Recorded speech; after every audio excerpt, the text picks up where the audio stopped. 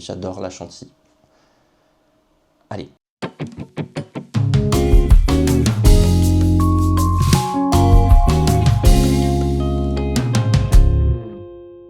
L'autre jour, en regardant YouTube, je suis tombé sur ce passage. En fait, mon rêve, ce serait d'ouvrir un truc de glace vegan et ça s'appellerait Tata Yo-Yo. Et ça tombe bien, Yoa, aujourd'hui, je suis là pour exaucer ton vœu. Ensemble, on va créer Tata Yo-Yo, une marque de glace vegan, et pas n'importe laquelle, puisque ça sera la tienne. Pour ce faire, j'ai tout d'abord commencé par dessiner à l'iPad et mettre des visuels d'inspiration. J'avais envie d'un univers un peu fou, parce que Yoa, elle est totalement déjantée. Pour le logotype, je voulais dessiner quelque chose entre la musique et le côté gourmand, crémeux de la glace, et donc je viens jouer sur un lettrage avec plein et de délire. En avançant, je me suis dit que ça serait chouette si le lettrage y prenait une forme, et donc je me suis dit que ça serait chouette si on pouvait représenter le visage de Tata Yo-Yo. En haut du lettrage, on peut voir qu'on a une espèce de courbe qui fait un peu référence au haut de la crème glacée, mais aussi à un chignon, et vers le bas, plutôt un visage, on peut lire le visage tout simplement de Tata Yo-Yo grâce aux deux O qui forment les yeux, le U du Y qui forme le nez et la queue du Y qui forme la bouche. Au milieu de ce lettrage, on peut aussi y voir un cœur qui s'inscrit dans la contreforme entre le Y et le T. Voilà.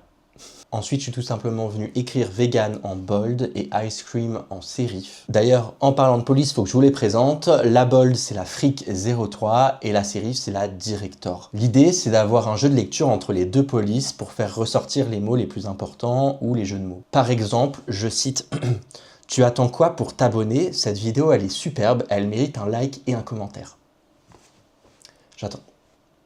Pour le moodboard, je me suis inspiré de Yoa directement, de son esthétique feutrée avec du velours. Sur la partie de gauche, les photos de Yoa, elles m'ont surtout inspiré pour les couleurs de la marque. J'ai remarqué qu'elle utilisait quand même pas mal le rose dans ses tenues, mais aussi dans les teintes des photos qu'elle emploie, et même dans le liquide de son vinyle. Le marron foncé presque noir et le blanc froid, c'est pour faire référence à son esthétique, qui est aussi plein de contrastes. Et puis le blanc fait aussi beaucoup référence à sa tenue, du moins sur cette photo, puisqu'elle me faisait penser littéralement à une crème glacée ou à de la chantilly.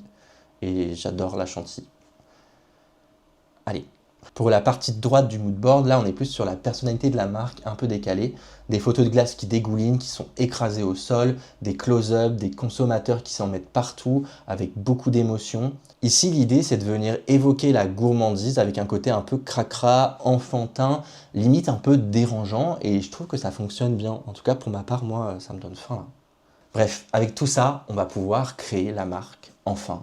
Tata Yo-Yo. À partir du lettrage, j'ai créé deux formes. Une première qui est là pour créer un endossement au format qui vient vraiment générer l'univers et qui est très inspiré des affiches d'artistes ou de concerts. La deuxième forme, c'est tout simplement un picto, une glace qui sera utile dans l'identité pour un menu ou d'autres choses. Et donc, à partir de là, c'est là qu'on s'amuse. J'ai créé des posts Instagram en prenant des photos et des visuels trouvés sur Pinterest ou Arena que je suis venu retravailler pour qu'ils correspondent vraiment à la DA que je voulais. Ensuite, je me suis dit, comme Yoa elle est chanteuse, il faut que sa marque elle soit dispo en festival, et donc j'ai créé un Ice Truck. Le design de l'Ice Truck, il est extrêmement sobre, c'est voulu, et en même temps, parce que je galérais pas mal avec mes formes, puisqu'au final, quand j'essayais de les travailler sur l'habillage, ça donnait tout de suite quelque chose de très Coca-Cola, et du coup, c'est pas du tout ce que je voulais faire. Je me suis dit que laisser le blanc froid en avant, c'était assez intéressant pour mettre en avant déjà l'idée que c'est comme ça qu'on repère un camion de glace. Et puis surtout, en festival, on est entouré de couleurs, donc le blanc, je trouve que c'était un bon choix. Et puis, of course, une marque se doit être communicante pour être impactante, et donc c'est ce que j'ai fait.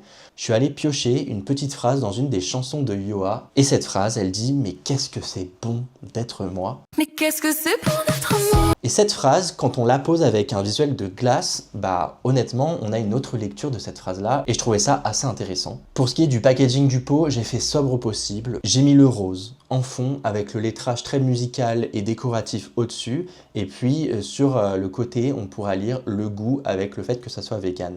Le goût sera en bold, et le fait que ça soit vegan en sérif.